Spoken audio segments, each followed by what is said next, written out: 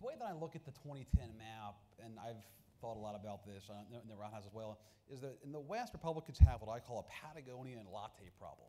Patagonian latte problem, which is this. The kind of folks that care a lot about the environment, that are secular, that see the Republican Party as a Tom DeLay, George Bush, Sarah Palin, religious conservative party, but the kind of folks who want balanced budgets, who want good public schools, who, on the weekends don't go to church, but instead they put on their Patagonia fleeces and they go and hike around the mountains or the fields. Like, that is, I think, and especially among that demographic, among women, it makes it very tough for Republicans to win in places like Colorado, but especially on the coast. Look at Washington, Oregon, and California. Look at Chris Dudley. This guy was a really good candidate for the Republican Party in Oregon.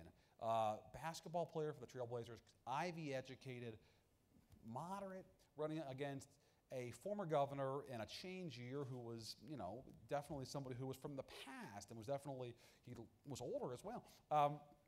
Dudley could not crack 30% in the county that surrounds Portland. You can't win statewide in Oregon if you cannot crack 30% in Portland, in Multnomah County. So they have, I think, a serious issue there. The Republican brand, for whatever reason, and I think it's a mix of the environment, of religion, and of just sort of the general perception towards them, has not recovered out in the West like it did in the heartland and even parts of the Mid-Atlantic and the South. So I think that's a lingering problem. Taking that into account, you keep, obviously, California, Oregon, and Washington. You probably keep New Mexico and Colorado and Nevada. You probably put Arizona into play then too, because again, a lot of Hispanics moving into there. Look at the New York Times today. Look at the numbers around Phoenix. Hispanics taking off in the Phoenix area. A lot of Californians are bringing their centrist, center-left leanings, leaving California, moving to places like Arizona.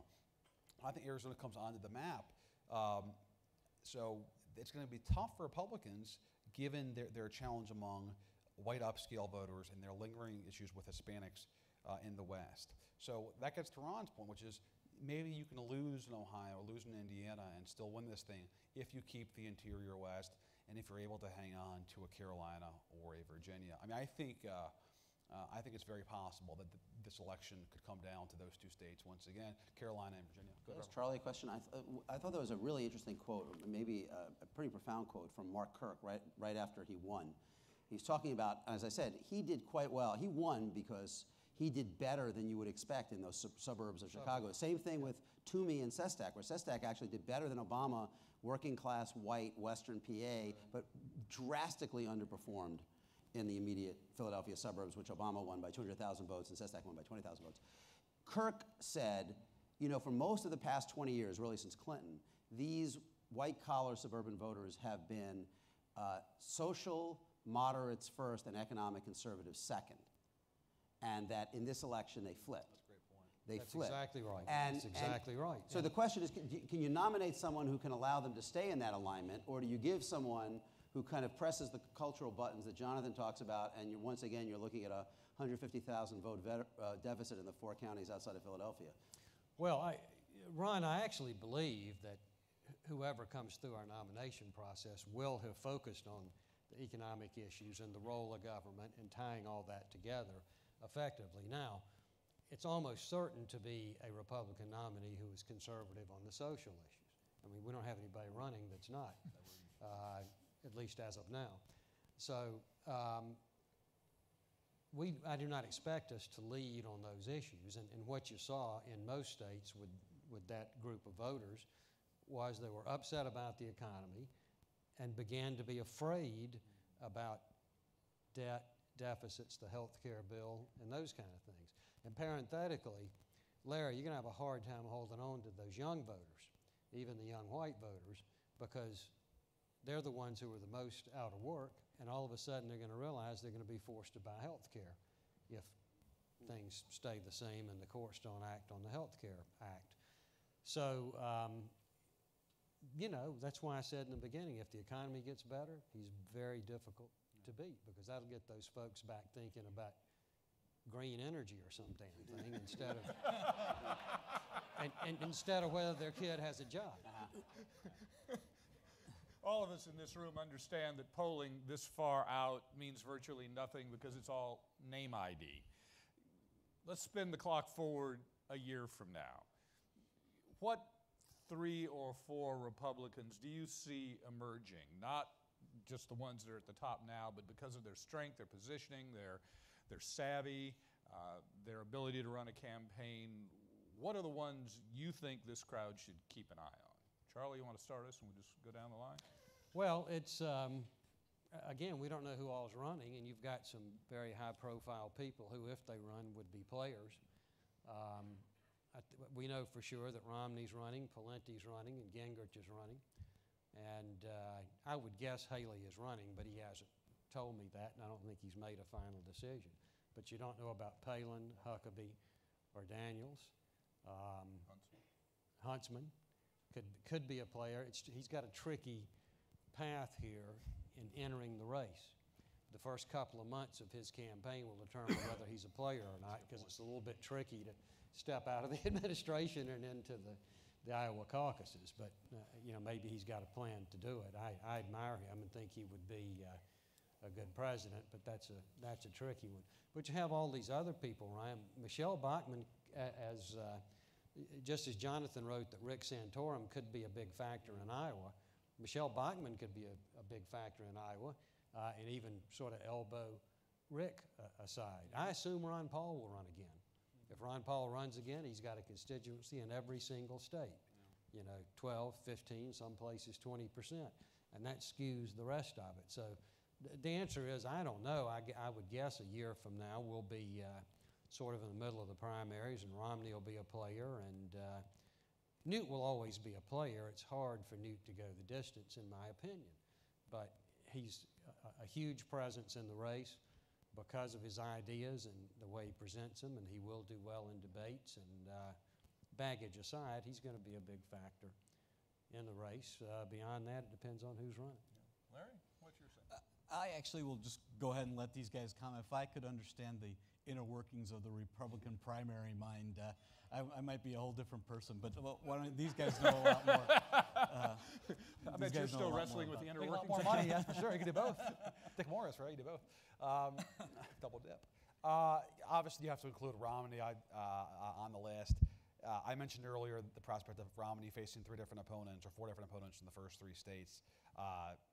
He's sort of the person that you can see being a factor in all 3 of those states. I'm not sure who else, right now at least, would be an automatic factor in each of those 3 states. Beyond that, let me just first start with Iowa because I spent some time there this week. If you look at the caucuses going back to 1988 when a televangelist from Virginia Beach by the name of Pat Robertson came in 2nd place and beat a sitting vice president, George H.W. Bush, there's always been a 25 to 30% space, in Huckabee's case it was actually higher than that, but about 30% space for a Christian conservative figure. It was Robertson in 88.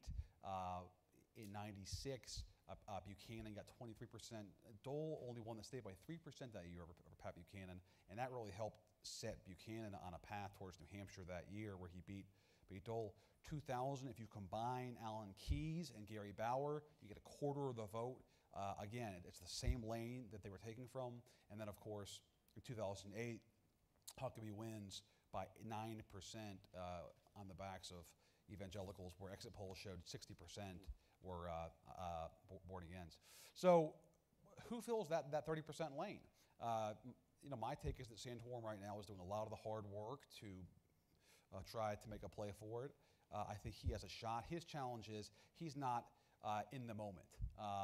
The battles he fought were in the Clinton era, in the George W. Bush era. Yes, he's been on Fox, which helps him as far as name ID, as far as face recognition. The challenge is talking about partial birth abortion battles with Barbara Boxer in 1997 is not talking about battling back Obamacare. Who can do that? Charlie mentions Michelle Bachmann. I think if Bachmann gets in the race in Iowa, that could be a real bad sign for Santorum because you would then have that split 30%. So I think you're going to have a person coming out of that lane in Iowa, that traditional cultural conservative lane, what happens to them after that, I think remains open. Huckabee was hurt by lack of money in organization after Iowa. Don't discount Romney in Iowa, though, because he lost to Huckabee last time. But look at what he did in eastern Iowa, which is less evangelical, more Catholic. He did actually pretty well there, won a lot of those counties along the river. He is somebody who I think he's downplaying it now. He's trying to really poor mouth it with us in the press, but I think he could actually still have a shot there. I think looking beyond that, it's so tough to look in the crystal ball. Haley appears like he's going to run. If he does, he will have a lot of money and a strong organization because of his years working in national politics. I think as sort of a regional favorite, he would be a player in South Carolina. Add up what Huckabee and Fred Thompson did there last time, you can see the sort of regional factor still does matter in South Carolina. Bush was a Texan, obviously, in 2000, but he was the closest thing there was to a Southerner in that race at that point in 2000. So I think you have to include Haley at that point. And I mentioned this earlier, Pawlenty is really going after that downscale vote, too. And I think if Huckabee and Palin are not in the race, you could see him being a real factor in Iowa and even beyond that in New Hampshire and South Carolina as well. Huntsman, I think, is looking hard at New Hampshire, the hope being the McCain 2000 model, which is you get upscale Republicans and then you get the Democrats who for some reason are playing in the R primary along with a lot of independents who are similarly upscale on the seacoast and down in the Boston suburbs and in some of the college towns. So I think that's sort of his model. I think it's something of a bank shot right now because of what Charlie said. He's got really interested in that question coming out of the gates about how he served in the Obama administration, but I think he could be a factor there. And beyond that, I think we're talking about folks like Mitch Daniels or Sarah Palin who have not made certain yet that they're going to run, so I will leave the speculation there. Thanks. Well, like I said, I think the overwhelming fact, the big fact, is the fragmentation, and that there is no figure who is, of the scale that we have seen of previous frontrunners. I do wonder. I was thinking as you were talking, is Michelle Bachmann Alan Keyes in heels? And I also think that Great image. Rick. I also think that Rick Santorum faces the challenge that, by all indications, the man-on-dog threat has somewhat receded in the 10 years since he's left Congress. He brought it up, though. Yeah, he brought it up again. Tuesday. Yeah, Sioux City, yeah, he's unapologetic about it. still flogging that. All right, so I think you have to look at it again by lane. I think Mitt Romney is clearly the strongest competitor for that kind of traditional white-collar, more managerial Republican. I think that Mitch Daniels would be a formidable competitor to Romney for those votes, and I think Huntsman could be kind of an irritant more at the moment than a full-scale threat. And I think that again, it matters how much that is divided up. And I think the big uncertainty is who is the favorite in the other lane. I think both Haley Barbour and Tim Pawlenty, on paper, have potential to be formidable candidates because they have some crossover appeal to both groups in the party. The one who might actually really fill that space, and I suppose this is not some kind of body image joke. The one who could really fill that space is Chris Christie, because I think that on the one hand he has kind of a bearing that makes him credible to the upscale Republican, but he is going after government with the passion that the blue-collar Republican and Tea Party Republicans want to see.